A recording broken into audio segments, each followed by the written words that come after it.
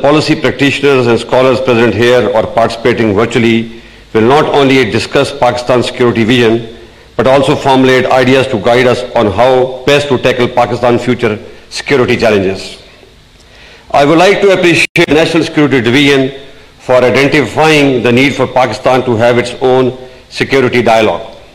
I commend the NSD and the Advisory Board for putting together the first iteration of this dialogue. I hope this trend of integrating intellectual input into policy making continues to grow.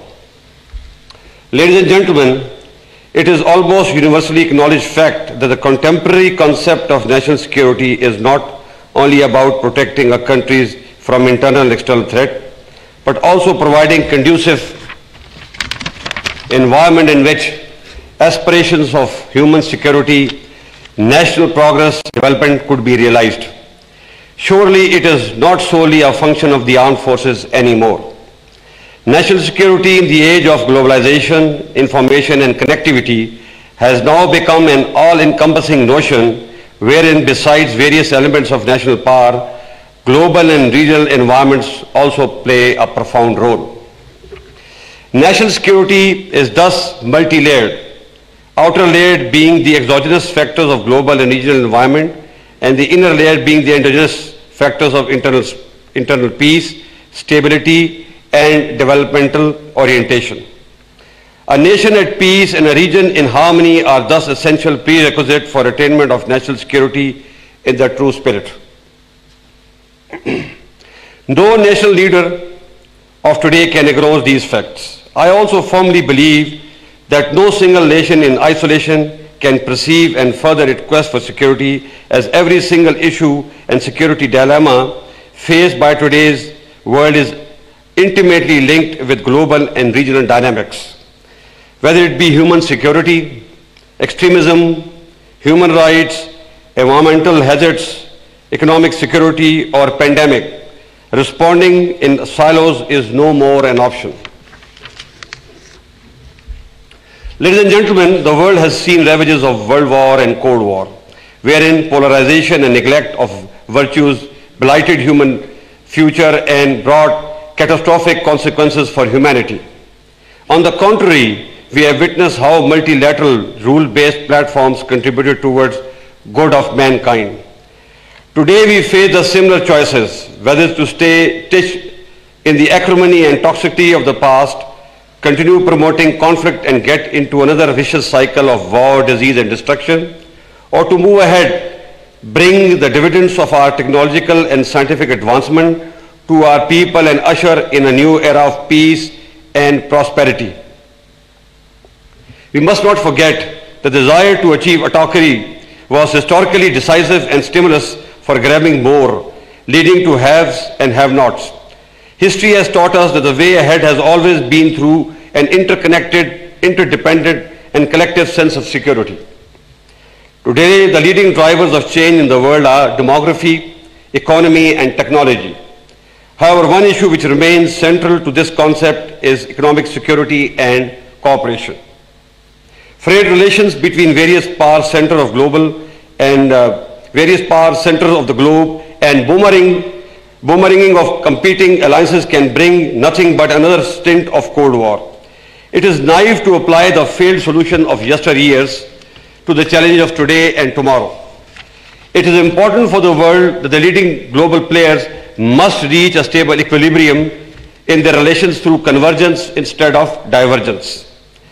In this environment, developing countries like Pakistan today faces multi-dimensional challenges which cannot be navigated single-handedly. Similar situation is confronted by other countries in our region as well. Therefore, we all require a multilateral global and regional approach and cooperation to overcome these challenges. Dear participants, you are well aware that South Asia is home to 1/4 of the world's population.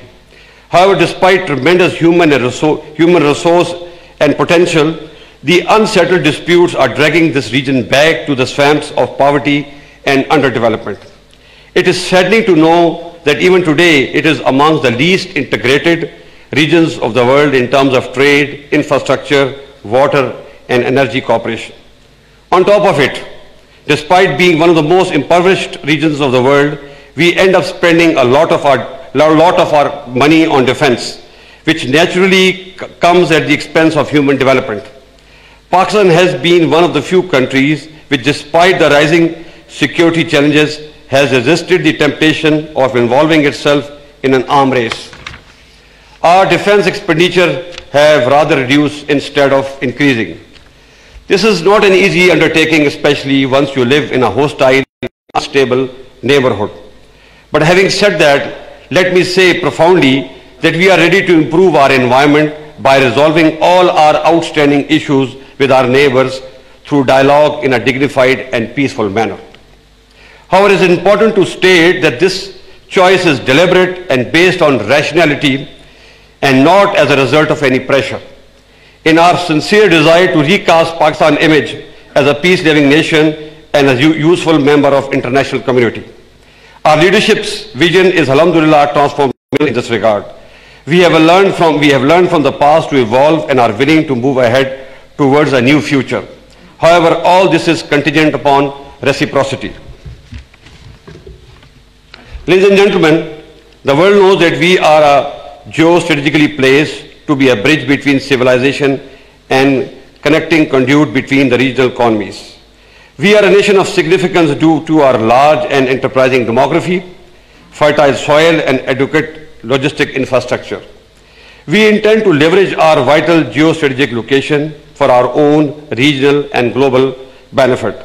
Our robust role in current quest for peace in Afghanistan is proof of our goodwill and understanding of our global and moral obligations. Our close collaboration and crucial support for peace process has led to the historic agreement between Taliban and US and paved the way for intra-Afghan dialogue. We will continue to emphasize on a sustained and inclusive peace process for the betterment of people of Afghanistan and regional peace.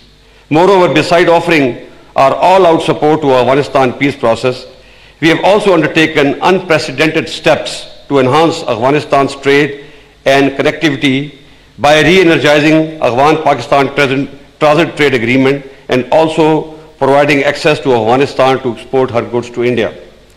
Improving economic and trade environment along Pak-Afghan border by establishing border markets and development of infrastructure. Being part of energy and trade corridor binding Central, South and West Asia through land routes and inviting Afghanistan to be part of CPEC.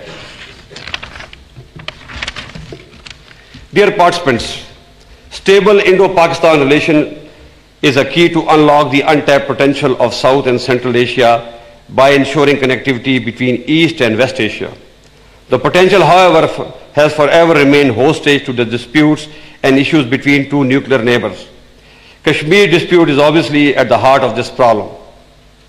It is important to understand that without the resolution of Kashmir dispute through peaceful means, process of subcontinental rapprochement will always remain susceptible to derailment due to politically motivated bellicosity. However, we feel that it is time to bury the past and move forward. But for resumption of peaceful process or meaningful dialogue, our neighbor will have to create conducive environment, particularly in Indian-occupied Kashmir. Ladies and gentlemen, today we are a nation of 207 million with tremendous geo-economic potential. In order to carve a promising future for our people, it is important for us to embark upon a solid economic roadmap backed up by infrastructural development and regional integration. Our choices with respect to the same have been clear and explicit. This geo-economic vision is centered around four pillars. 1. Moving towards a lasting and enduring peace within and outside. 2. Non-interference of any kind in the internal affairs of our neighboring and regional countries. 3. Boosting intra-regional trade and connectivity. 4. Bringing sustainable development and prosperity through establishment of investment and economic hubs within the region. Pakistan has been working towards all four aspects with unity of purpose and synchronization within the various components of national security.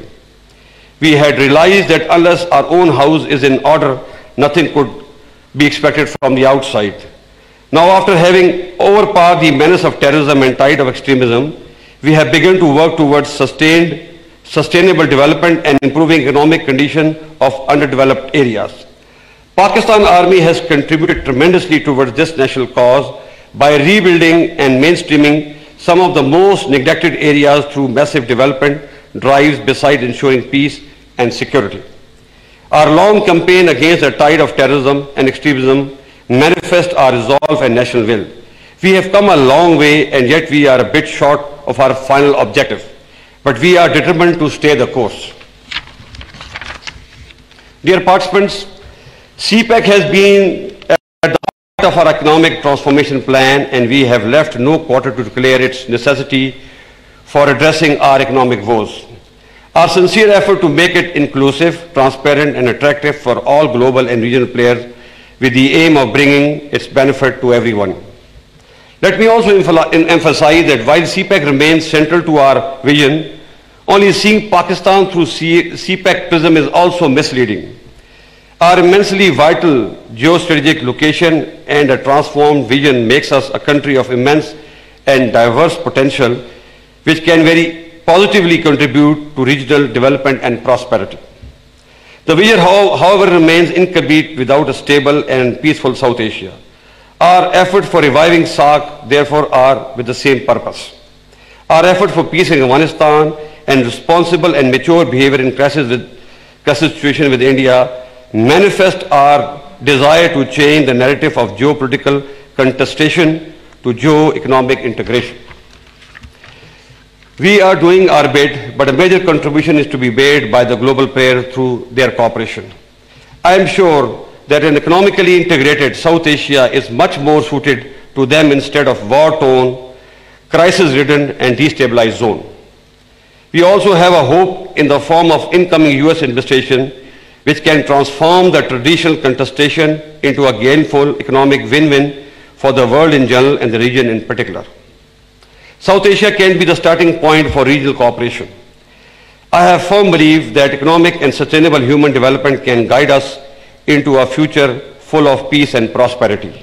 And finally, it is time that we in South Asia create synergy through connectivity, peaceful coexistence, resource sharing to fight hunger, illiteracy and disease instead of fighting each other. I thank you. Chief of the army staff general Qamar Javed Bajwa Islamabad میں security dialogue کے اختتامی session سے خطاب کر رہے تھے جو آپ سے براہ راست شیئر کی گئی.